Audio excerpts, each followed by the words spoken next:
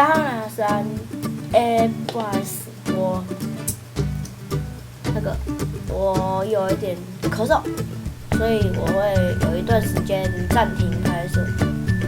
这一点我要跟大家说不好意思。但是呢，今天重点是今天凌晨5点的时候，朱大哥已经已经回去了。这一点我要跟朱大哥说，我不知道怎么说。好啊，我们频道的人，如果喜欢我们频道，我们想给熊基本上不要帮我订阅在这边，喜欢在这边。如果还要想看什么影片，在下方留言。好，这个我自己做的。